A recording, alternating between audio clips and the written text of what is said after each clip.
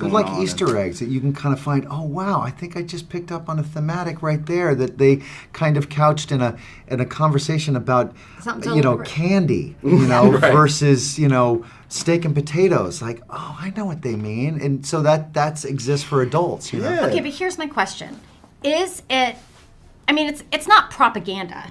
So it's got to be just that you happen to have this studio full of people who somehow understand the magic of like timeless storytelling.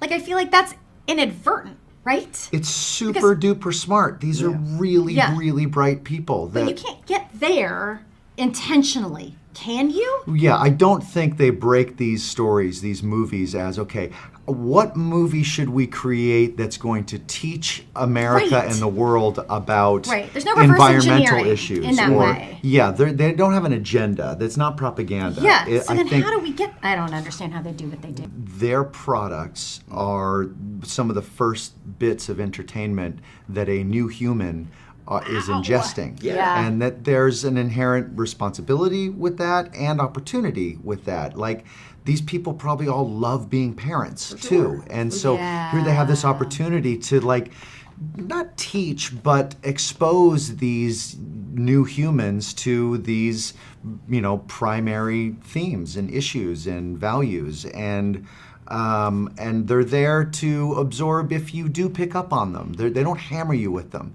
So it seems like a cool job. I just hope my kids are gracious listeners, and I hope they're grateful. I feel like those are like easy. That's like the low-hanging fruit here. That I feel like if in any situation they're like, Zootopia themes like flash through their minds. I hope that those are things that they can apply.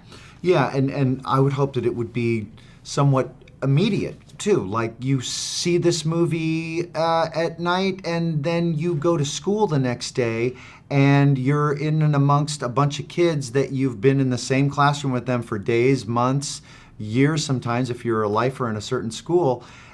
And that kid that you never really kind of understood or took any interest in for one reason or another, now you just see them a little bit more. Right. Like, oh, that kid's different, and I didn't think was kind of my tribe, and now I feel like, oh, well, I'm going to talk to that person maybe a little bit more.